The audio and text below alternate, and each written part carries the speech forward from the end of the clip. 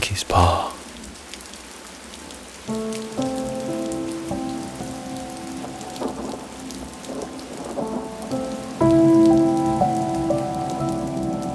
Without, the night was cold and wet.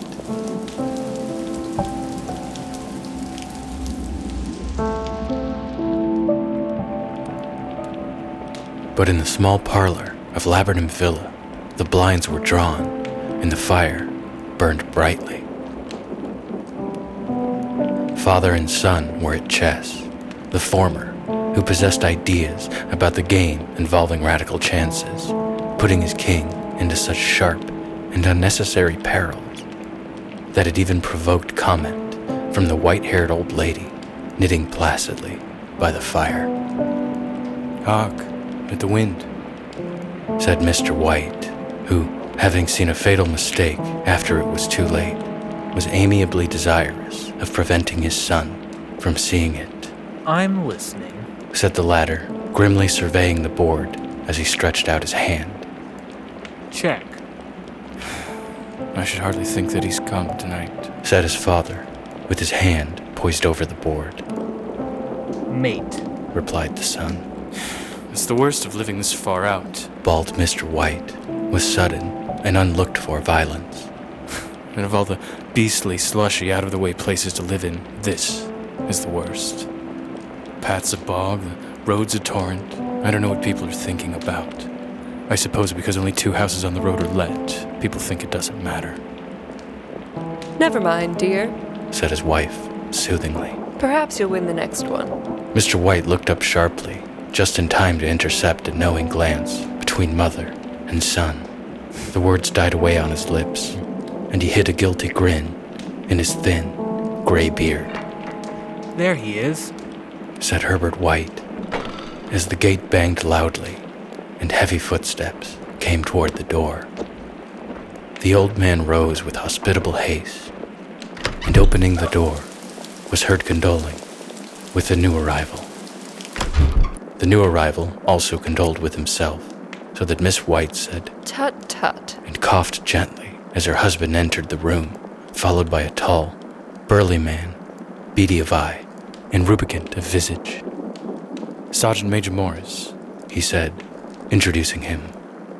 The sergeant major took hands, and taking the proffered seat by the fire, watched contentedly as his host got out whiskey and tumblers and stood a small copper kettle on the fire. At the third glass, his eyes got brighter, and he began to talk, the little family circle regarding with eager interest this visitor from distant parts, as he squared his broad shoulders in the chair and spoke of wild scenes and doughty deeds, of wars and plagues and strange peoples. 21 years of it," said Mr. White, nodding at his wife and son. "When he went away, he was a slip of a youth in the warehouse. Now look at him." "He didn't look to have taken much harm," said Miss White politely. "I'd like to go to India myself," said the old man. "Just to look around a bit, you know." "Better where you are," said the sergeant major, shaking his head. He put down the empty glass and, sighing softly, shook it again. "I should like to see those old temples and fakirs, jugglers," said the old man. "What was that you started telling me about the other day? About a monkey's paw or something, Morris?" "Nothing," said the soldier hastily. "Leastways, nothing worth hearing." "Monkey's paw," said Miss White curiously. "Well, it's just a bit of what you might call magic, perhaps," said the sergeant major offhandedly. His 3 listeners leaned forward eagerly. The visitor absent-mindedly put his glass to his lips and then set it down again. His host filled it for him again. "To look at," said the sergeant major. "it's just an ordinary little paw, dried to a mummy." He took something out of his pocket and proffered it. Miss White drew back with a grimace, but her son, taking it, examined it curiously. "And what is there special about it?" inquired Mr. White as he took it from his son, and having examined it, placed it upon the table. "It had a spell put on it by an old fakir," said the sergeant major. a very holy man. He wanted to show that fate ruled people's lives, and that those who interfered with it did so to their sorrow. He put a spell on it, so that 3 separate men could each have 3 wishes from it. His manners were so impressive that his hearers were conscious that their light laughter had jarred somewhat. Well, why don't you have 3, sir? Said Herbert White cleverly. The soldier regarded him the way that middle age is wont to regard presumptuous youth. I have, he said quietly, and his blotchy face whitened. And did you really have 3 wishes granted? Asked Mrs. White. I did, said the sergeant major, and his glass tapped against his strong teeth. Has anybody else wished? Persisted the old lady. The first man had his 3 wishes. Yes. Was the reply. I don't know what the first 2 were, but the third was for death. That's how I got the paw. His tones were so grave that a hush fell upon the group.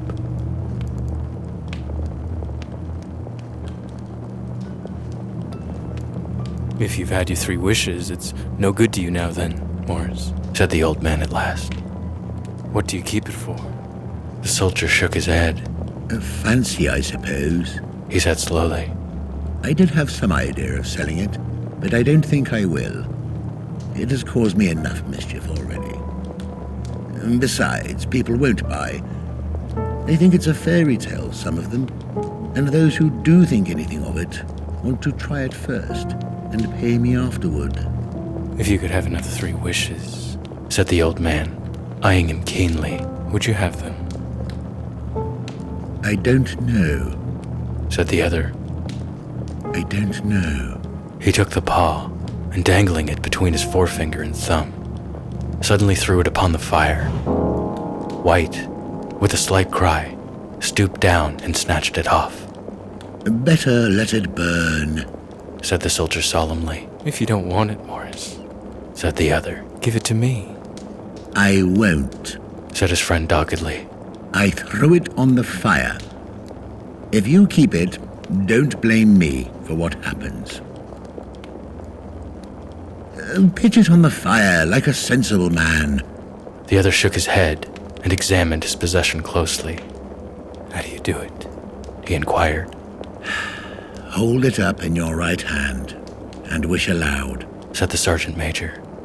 But I warn you of the consequences. Sounds like the Arabian Nights, said Mrs. White as she rose and began to set the supper.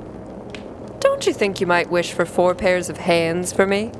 Her husband drew the talisman from his pocket, and all 3 burst into laughter as the sergeant major, with a look of alarm on his face, caught him by the arm. If you must wish, he said gruffly, wish for something sensible. Mr. White dropped it back in his pocket, and placing chairs, motioned his friend to the table. In the business of supper, the talisman was partly forgotten, and afterward, the 3 sat listening, in an enthralled fashion, to a second installment of the soldier's adventures in India. If the tale about the monkey's paw is not more truthful than those he has been telling us, said Herbert, as the door closed behind their guest, just in time to catch the last train. we shan't make much out of it. Did you give anything for it, Father? Inquired Mrs. White, regarding her husband closely. Yeah, a trifle, said he, coloring slightly. He didn't want it. I made him take it, and he pressed me again to throw it away. Likely, said Herbert, with pretended horror. Why, we're going to be rich and famous and happy. Wish to be an emperor, Father, to begin with. Then you can't be henpecked. He darted around the table, pursued by the maligned Mrs. White, armed with an antimacassar. Mr. White took the paw from his pocket and eyed it dubiously. I don't know what to wish for. That's a fact, he said slowly. Seems to me I've got all I want. If you only cleared the house, you'd be quite happy, wouldn't you? Said Herbert, with his hand on his shoulder. Well, wish for 200 pounds then. That'll just do it. His father, smiling shamefacedly, at his own credulity, held up the talisman, as his son, with a solemn face, somewhat marred by a wink at his mother, sat down and struck a few impressive chords. I wish for 200 pounds, said the old man distinctly. A fine crash from the piano greeted his words, interrupted by a shuddering cry from the old man. His wife and his son ran toward him. It moved, he cried, with a glance of disgust at the object as it lay on the floor. As I wished, it twisted in my hand like a snake. Well, I don't see the money, said his son, as he picked it up and placed it on the table. And I bet I never shall. It must have been your imagination, Father, said his wife, regarding him anxiously. He shook his head. Never mind, though. There's no harm done. Gave me a shock all the same. They sat down by the fire again, while the two men finished their pipes. Outside, the wind was higher than ever, and the old man started nervously at the sound of a door banging upstairs. A silence unusual and depressing settled on all three, which lasted until the old couple rose to retire for the rest of the night. I expect you'll find the cash tied up in a big bag in the middle of your bed, said Herbert, as he bade them good night. And something horrible squatting on top of your wardrobe, watching as you pocket your ill-gotten gains. He sat alone in the darkness, gazing at the dying fire and seeing faces in it. The last was so horrible and so simian that he gazed at it in amazement. It got so vivid that, with a little uneasy laugh, he felt on the table for a glass containing a little water to throw over it. His hand grasped the monkey's paw, and with a little shiver, he wiped his hand on his coat and went up to bed.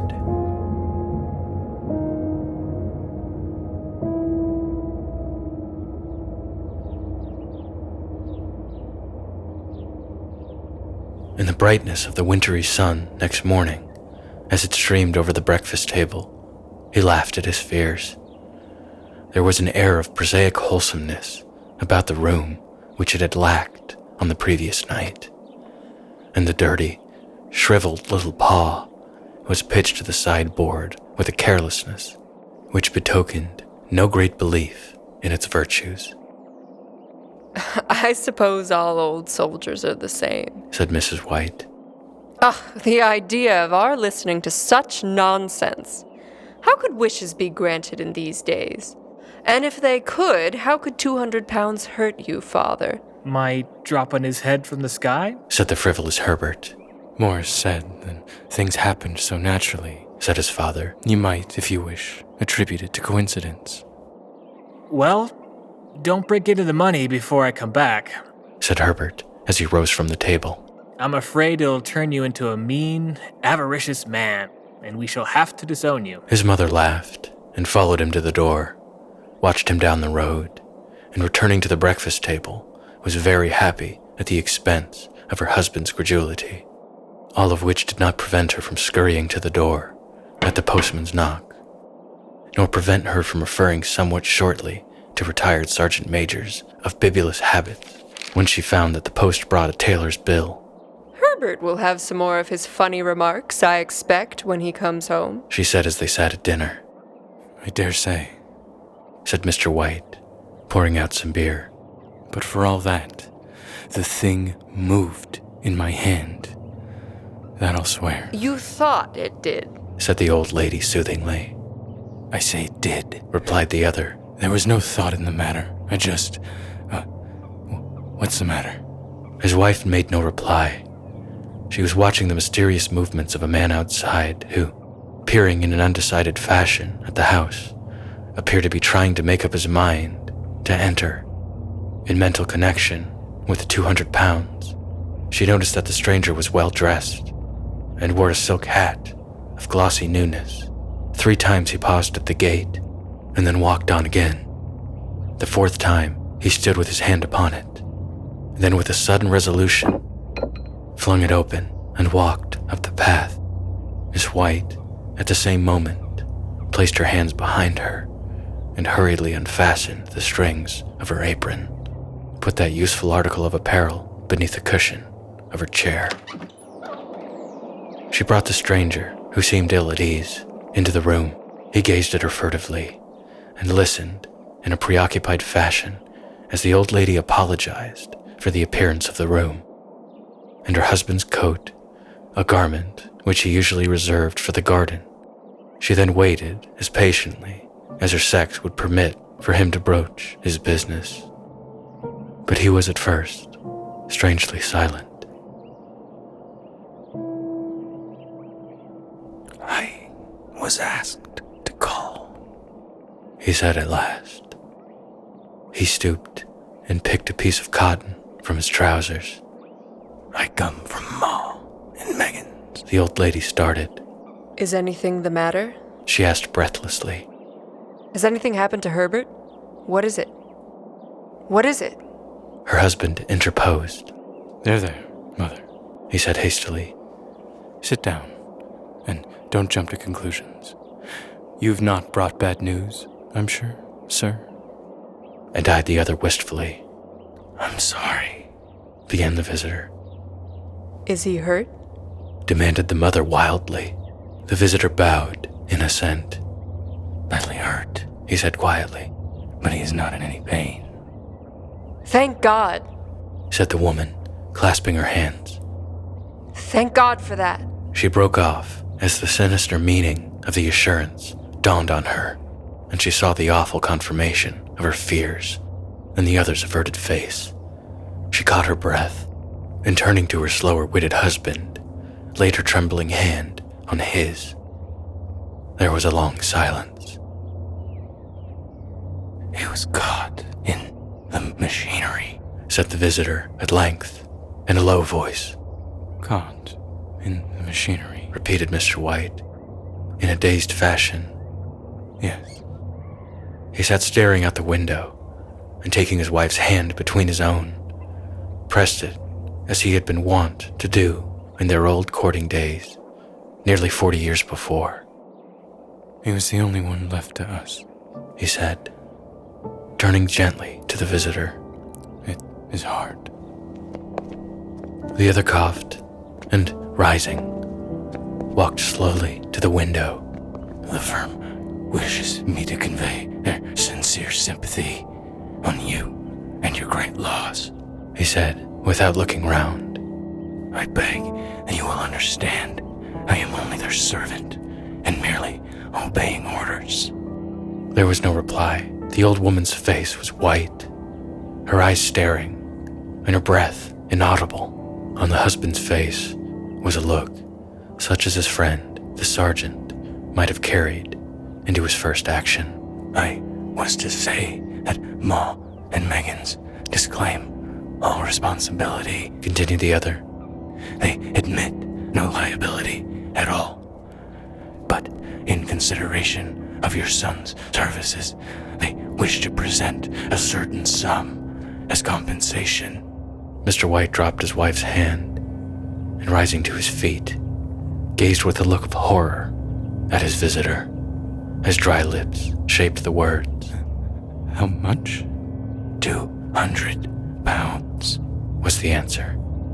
Unconscious of his wife's shriek, the old man smiled faintly, put out his hands like a sightless man, and dropped, a senseless heap, to the floor.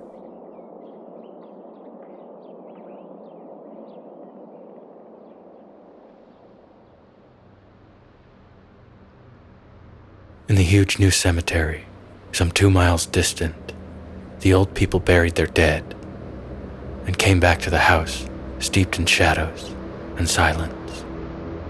It was all over so quickly that at first they could hardly realize it, and remained in a state of expectation, as though of something else to happen, something else which was to lighten this load, too heavy for old hearts to bear. But the days passed, and expectations gave way to resignation, the hopeless resignation of the old, sometimes miscalled apathy. Sometimes they hardly exchanged a word, for now they had nothing to talk about, and their days were long to weariness.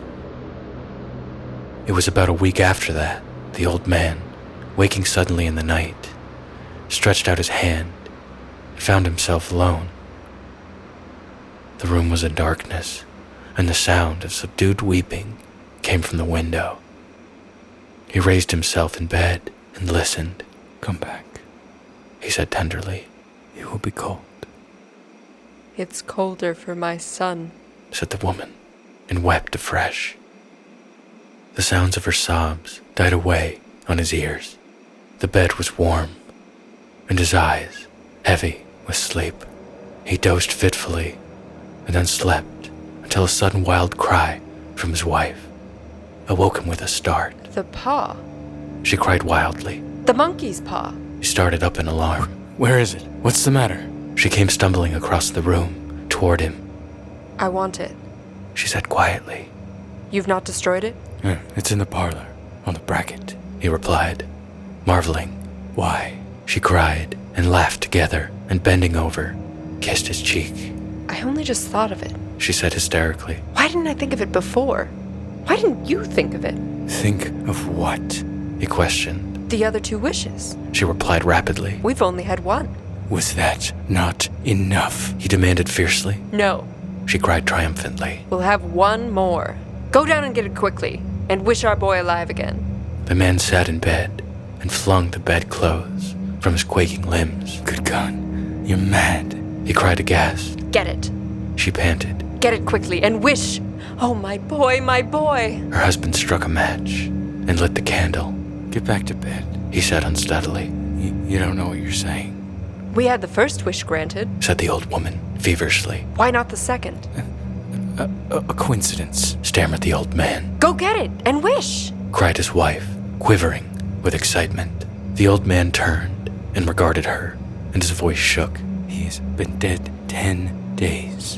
And besides, I would not tell you else, but I could only recognize him by his clothing. If he was too terrible for you to see then, how now? Bring him back. Cried the old woman, and dragged him toward the door. Do you think I fear the child I've nursed? He went down in the darkness and felt his way to the parlor, and then to the mantelpiece. The talisman was in its place, and a horrible fear that the unspoken wish might bring his mutilated son before him ere he could escape from the room seized upon him, and he caught his breath as he found that he had lost the direction of the door. His brow cold with sweat, he felt his way around the table and groped along the wall until he found himself in the small passage with the unwholesome thing in his hand. Even his wife's face seemed changed as he entered the room. It was white and expectant, and to his fears seemed to have an unnatural look upon it. He was afraid of her. Wish! She cried in a strong voice. It is foolish and wicked. He faltered. Wish! Repeated his wife. He raised his hand. I wish my son alive again. The talisman fell to the floor, and he regarded it fearfully. Then he sank, trembling, into a chair as the old woman, with burning eyes, walked to the window and raised the blind. He sat until he was chilled with the cold, glancing occasionally at the figure of the old woman peering through the window. The candle end, which had burned below the rim of the china candlestick, was throwing pulsating shadows on the ceiling and walls, until with a flicker larger than the rest, it expired. The old man, with an unspeakable sense of relief at the failure of the talisman, crept back to his bed, and a minute afterward, the old woman came silently and apathetically beside him. Neither spoke, but sat silently listening to the ticking of the clock.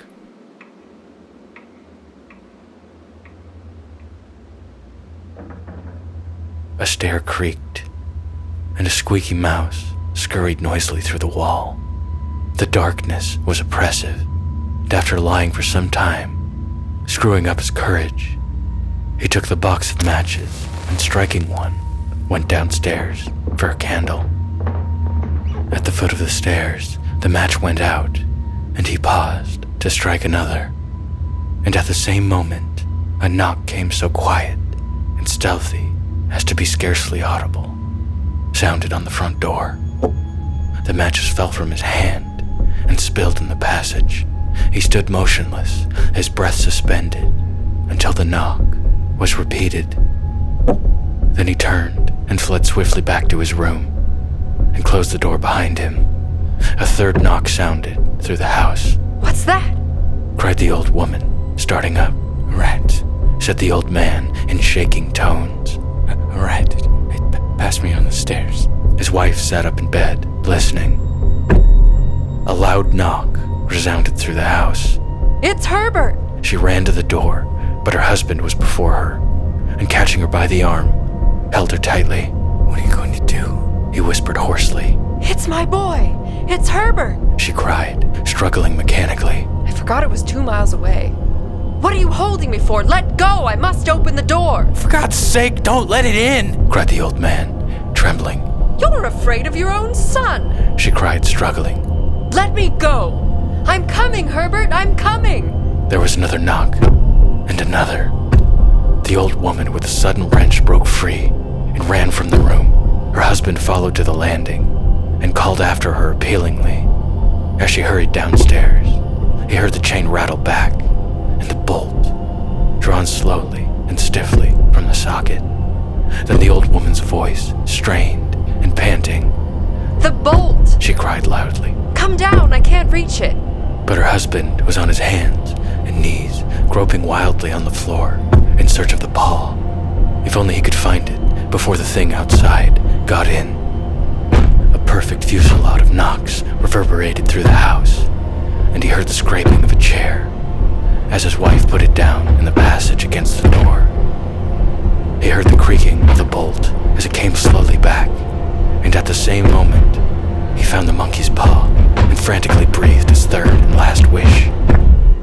The knocking ceased suddenly, although the echoes of it were still in the house. He heard the chair drawn back and the door opened. A cold wind rushed up the staircase, and a long, loud wail of disappointment and misery from his wife gave him the courage to run down to her side, and then to the gate beyond. The street lamp flickering opposite shone on a quiet and deserted road.